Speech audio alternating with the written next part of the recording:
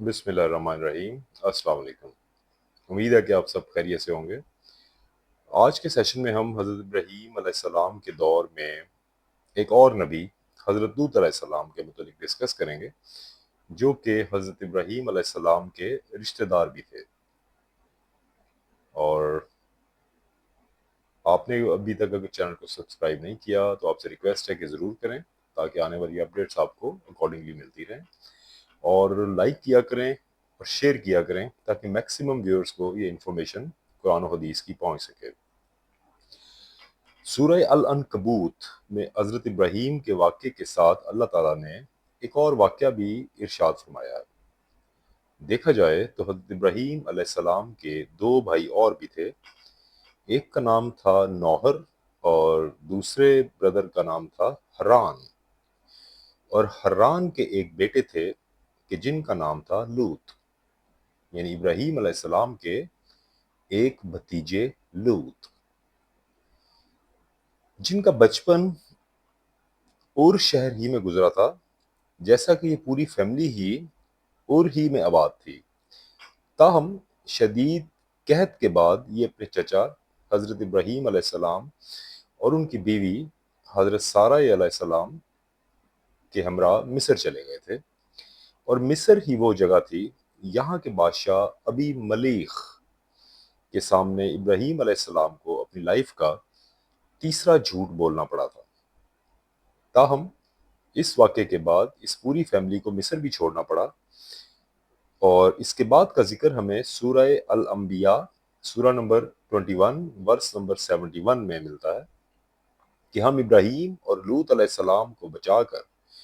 उस ज़मीन की तरफ ले गए कि जिसमें हमने तमाम जहान वालों के लिए बरकत रखी थी। इस आयत मुबारका के मुताबिक इब्राहीम अलैहिस्सलाम अपनी बीवी के हमरा आजकल के फ़लस्तीन में चले गए थे, जबकि लूत अलैहिस्सलाम सदूम और अमूरा नामी शहरों की जानिब रवाना हो गए थे। और यही लूत अलैहिस्सलाम आगे चलकर एक बहुत बड़े नबी भी बने।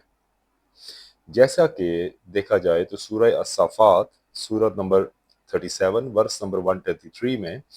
इरशाद बारी ताला है कि बेशक लूत अलैहिस्सलाम भी पैगंबरों में से थे। और आज का सेशन इन्हीं दो सिटीज सदूम एंड अमूरा के मुतल्लिक है। और ये स्टोरी स्टार्ट होती है हज़रत इब्राहीम अलैहिस्सलाम के पास आए दो गेस्ट्स, यानी कि दो मेहमानों के साथ। वही दो मेहमान कि जिनके आने की वजह से हज़रत इब्राहीम अलैहिस्सलाम दिल ही दिल में डर गए थे। जैसा कि सूरह हूद सूरा नंबर 11 वर्स नंबर 69 टू 70 में इरशाद बारी ताला है कि जब हमारे भेजे गए पैगंबर इब्राहीम अलैहिस्सलाम के पास खुशखबरी लेके पहुंचे और उनको सलाम कहा, तो उन्होंने भी सलाम का जवाब दिया और बगैर तखीर के गाय का भुना हुआ बछड़ा ले आए। और जब देखा कि उनके हाथ तो उसकी तरफ बढ़ ही नहीं रहे, तो उनसे अजनबियत महसूस करके दिल ही दिल में उनसे खौफ खाने लगे। लेकिन उन्होंने कहा कि डरो नहीं, हम तो लूत अलैहिस्सलाम की कौम की तरफ भेजे हुए आए हैं। जैसा कि इब्राहीम अलैहिस्सलाम की यही दो मेहमान फरिश्ते थे जिन्होंने इब्राहीम अलैहिस्सलाम को लूत अलैहिस्सलाम की कौम की जानिब आने वाले अजाब के मुतल्लिक भी बताया था। लेकिन देखा जाए तो लूत अलैहिस्सलाम की कौम का गुनाह क्या था, उनसे कौन सी ऐसी खता सरजद हुई थी। अगर देखा जाए तो हम देखते हैं कि इन लोगों का जो सिन था वो इतना कबीह था कि हम इसको आम अल्फाज में बयान भी नहीं कर सकते। ताहम अगर सादा ज़बान में बात की जाए तो इनका जुर्म हम जिन्स परस्ती का था, जिसका जिक्र सूरह अल अराफ सूरा नंबर 7 वर्स नंबर 80 टू 81 और इसके अलावा अल नमल सूरा नंबर 27 वर्स नंबर 55 और सूरा नंबर अल अनकबूत सूरा नंबर 29 वर्सेस नंबर 28 टू 29 में मिलता है कि जहां हजरत लूत अलैहिस्सलाम उन लोगों को समझा रहे हैं कि तुम लोग ऐसा फहश काम क्यों करते हो कि जो कि तुमसे कबल दुनिया में किसी ने ना किया है। کیا تم عورتوں کو چھوڑ کر مردوں کے ساتھ شہوت زنی پوری کرتے ہو؟ کیا تم اپنی محافل میں سرے عام بے حیائی کرتے ہو؟ تم تو بہت بڑے جاہل ہو۔ اور جب ان لوگوں کے پاس دینے کو کوئی جواب نہ بچا یا وجہ نہ بچی تو سورہ الاعراف سورہ نمبر 7 ورس نمبر 82 کے مطابق ان سرکش لوگوں نے وہی کہا کہ نکال دو ان کو اس شہر سے، یہ بڑے پاک باز بنے پھرتے ہیں۔ ان تمام قبیح گناہوں کے بعد ان لوگوں سے ایک اور بہت بڑی مسٹیک ہوئی، جس کا ذکر ہمیں سورہ العنکبوت سورہ نمبر 29 ورس نمبر 29 میں ملتا ہے، جب یہ سرکش قوم اپنے نبی حضرت لوط علیہ السلام سے ایک بات کر بیٹھتے ہیں کہ پھر لا کر دکھاؤ ہمیں عذاب۔ اور اسی کے بعد سورہ عنکبوت سورہ نمبر 29 ورس نمبر 30 یعنی کہ اس سے بالکل نیکسٹ آیت کے اندر حضرت لوط علیہ السلام کا جواب بھی ملتا ہے کہ اے اللہ اس مفسد قوم کے مقابلے میں میری مدد فرما دے۔ اور پھر ان دو مہمانوں کو حضرت لوط علیہ السلام کی قوم پر بھیج دیا گیا تھا کہ جن سے ابراہیم علیہ السلام بھی دل ہی دل میں ڈر گئے تھے۔ لاسٹ سیشن میں ہم نے اللہ کی جانب سے ابراہیم علیہ السلام کو دیے گئے دو ٹائٹلز کا ذکر کیا تھا کہ جو کہ سورہ توبہ سورہ نمبر 9 ورس نمبر 114 اور سورہ النساء سورہ نمبر 4 ورس نمبر 125 میں درج ہیں کہ آپ سرکار بہت نرم دل انسان، اور دوسرا آپ اللہ کے دوست۔ یہ دونوں ٹائٹل یہاں پہنچ کر ہمیں سورۃ الہود سورہ نمبر 11 ورس نمبر 74 کی آیت کی سمجھ آ جاتی ہے کہ جب ابراہیم کا آنے والے مہمانوں کے متعلق ڈر ختم ہو گیا اور فرشتوں نے ان کے ہاں پیدا ہونے والے بچوں کی بیٹے کی خوشخبری دی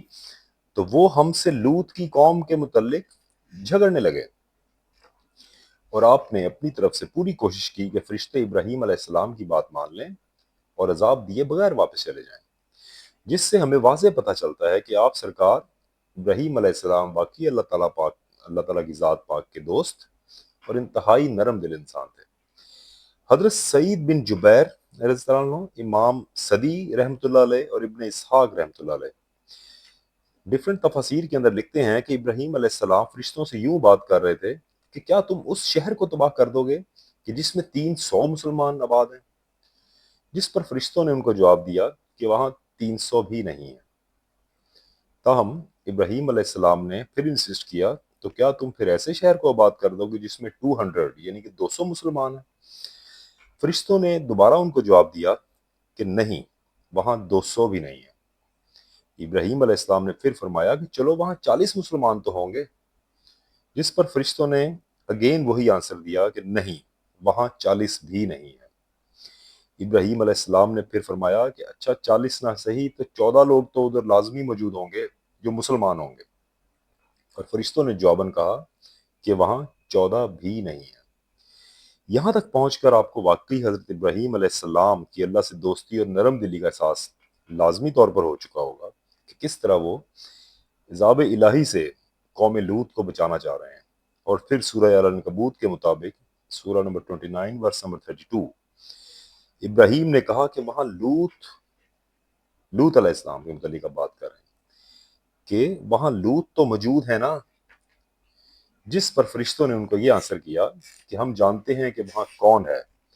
لہٰذا ان کو اور ان کے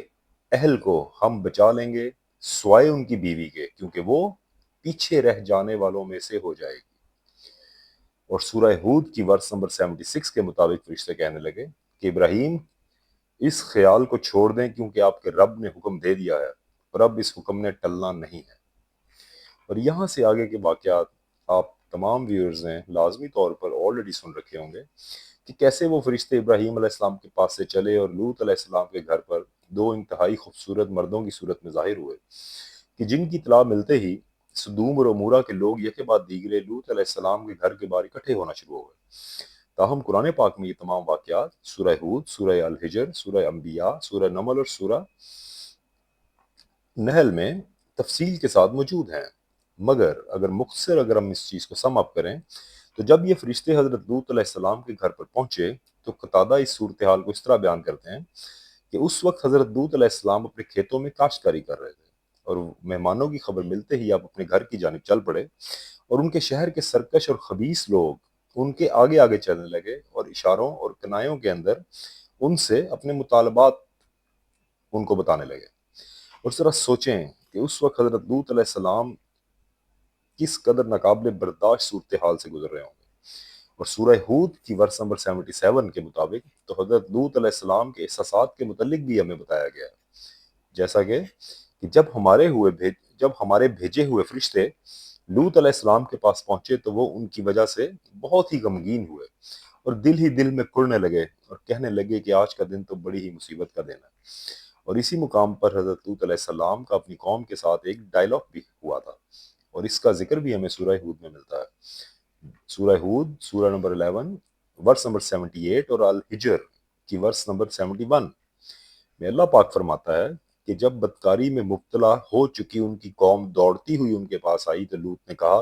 کہ اے میری قوم کے لوگوں، مجھے میرے مہمانوں کے آگے رسوا نہ کرو، یہ میری بیٹیاں ہیں جو تمہارے لیے انتہائی پاک باز ہیں، اللہ سے ڈرو، کہ تم میں سے ایک بھی اچھا انسان نہیں۔ اور ان کی قوم کا آنسر ہمیں سورہ الحجر کی ورس نمبر 70 میں ملتا ہے کہ لوط، کیا ہم نے آپ کو ساری دنیا کی ٹھیکیداری سے منع نہیں کیا گا؟ اور سورہ ہود کی ورسز 79 to 80 کے مطابق آپ اچھی طرح جانتے ہیں کہ ہمیں کیا چاہیے، اور ہمیں آپ کی بیٹیوں پر کوئی حق نہیں، اور یہ بھی اچھی طرح جانتے ہیں کہ ہم کس چیز کی ڈیمانڈ کر رہے ہیں۔ جس پر لوط علیہ السلام نے فرمایا کہ کاش مجھ میں تمہارے ساتھ مقابلے کی ہمت ہوتی۔ اور دیکھا جائے تو یہ وہ واحد مقام ہے کہ جہاں یہ واقعہ بیان فرماتے وقت اللہ پاک نے نبی کریم صلی اللہ علیہ وآلہ وسلم کی حیات مبارکہ کی قسم کھائی ہے، جیسا کہ سورہ الحجر سورہ نمبر 15 ورس نمبر 72 میں ارشاد باری تعالیٰ ہے کہ آپ کی عمر کی قسم ہے پیغمبر، وہ لوگ تو اپنی بدمستی میں اندھے ہو چکے تھے۔ اور پھر حضرت لوط بھی کہہ اٹھے کہ اللہ کی قسم میں نے روئے زمین پر اس شہر سے زیادہ خبیث لوگ نہیں دیکھے۔ اور قتادہ فرماتے ہیں کہ یہ بات لوط علیہ السلام نے کئی بار کہی، اور یہی حکم اللہ تعالیٰ نے فرشتوں کو بھی دیا تھا کہ جب تک ان کی قوم پر عذاب نہ آئے، کہ جب تک ان کے پیغمبر ان کی برائی خود بیان نہ فرما دیں اور ان کے خلاف خود گواہی نہ دے دیں۔ اور یہی وہ ٹائم تھا کہ جب ان فرشتوں نے لوط علیہ السلام کو اپنی حقیقت کے متعلق بتلایا اور رات کے وقت ان کو شہر چھوڑنے کا کہہ دیا، جیسا کہ سورہ ہود کی ورس نمبر 81 میں ہے کہ اے لوط، ہمیں آپ کے رب نے بھیجا ہے، یہ ناممکن ہے کہ آپ کی قوم آپ تک پہنچ جائے، لہٰذا آپ اپنے ساتھ اپنے گھر والوں کو لیں، اور جب رات کا تھوڑا حصہ باقی ہو تو یہ شہر چھوڑ دیں، اور آپ میں سے کوئی مڑ کر نہ دیکھے۔ اور مڑ کر نہ دیکھنے کا یہ حکم سورہ الحجر سورہ نمبر 15 ورس نمبر 65 میں دوبارہ دیا گیا ہے کہ اے لوط، آپ رات کے وقت اپنے گھر والوں کے ساتھ چلے جائیں، آپ ان کے پیچھے پیچھے رہنا، اور خبردار آپ میں سے کوئی پیچھے مڑ کے نہ دیکھے۔ اور اس کے بعد کے واقعات تفاسیر میں کچھ اس طرح ملتے ہیں کہ لوط علیہ السلام نے فرشتوں کو اپنے گھر کے اندر بٹھا کر اپنے گھر کا دروازہ اندر سے بند کروا دیا اور خود دروازے کے باہر کھڑے رہے، اور ان لوگوں کے ہجوم کو ان کے طعنوں کا جواب دیتے رہے، کبھی ان کو منع کرتے اور کبھی ان کو روکتے، اور کبھی بے بسی کے ساتھ ان کا سامنا کرتے۔ اور یہ بات ناقابل تصور ہے کہ اس دوران حضرت لوط علیہ السلام کے اوپر کیا گزر رہی ہوگی۔ اور شاید اسی وجہ سے اللہ پاک نے سورہ آل انعام کی ورس نمبر 86 میں باقی 3 انبیاء کے ساتھ لوط علیہ السلام کی بھی تعریف فرمائی ہے۔ ہم نے لوط کو تمام جہان والوں پر فضیلت دے دی۔ اسی طرح مزاحمت کرتے کرتے جب رات کا تھوڑا حصہ باقی رہ گیا، اور تفسیر ابن جریر کے مطابق یہی وہ وقت تھا جب حضرت جبرائیل علیہ السلام نے اپنے پروں کو مار کر ان لوگوں کے چہروں پہ مارا، اور ان کو جس کی وجہ سے وہ لوگ اندھے ہو گئے۔ اور اسی کے متعلق سورہ قمر سورہ نمبر 54 ورس نمبر 37 میں بھی ہمیں ذکر ملتا ہے کہ انہوں نے لوط سے ان کے مہمانوں کو لینا چاہا تو ہم نے بھی ان کی آنکھیں اندھی کر دیں۔ اور رات کے آخری پہر یعنی کہ طلوع سحر سے کچھ پہلے حضرت لوط علیہ السلام اپنی دونوں بیٹیوں کے ہمراہ گھر سے نکلے۔ امام صبیح رحمۃ اللہ علیہ نے حضرت لوط علیہ السلام کی دونوں بیٹیوں کے نام بھی بتائے ہیں کہ ایک کا نام ریتا اور دوسری کا نام سخریتا تھا۔ تاہم لوط علیہ السلام کی بیوی ولہیا ان کے ساتھ تھیں یا نہیں، یہ بات حتمی طور پہ تو اللہ تعالیٰ کی ذات پاک کے علم میں ہی ہے۔ اور آخرکار سورج کے طلوع ہوتے وقت سدوم اور عمورہ شہروں پر ایسی قیامت ٹوٹی جو کہ فرشتوں نے قبل ازیں ابراہیم علیہ السلام کو بتا دیا تھا کہ اب اللہ کے حکم نے ٹلنا نہیں ہے۔ انشاءاللہ ہم نیکسٹ سیکشن میں حضرت لوط علیہ السلام کی قوم پر آئے گئے عذاب کا تھوڑا سا جو پارٹ رہ گیا ہے اس کے متعلق ڈسکس کریں گے، اور اس کے بعد ہم یہ دیکھیں گے کہ آرکیولوجیکل ہسٹری اور ایویڈنسز سے ہمیں کیا پتہ چلتا ہے کہ عمورہ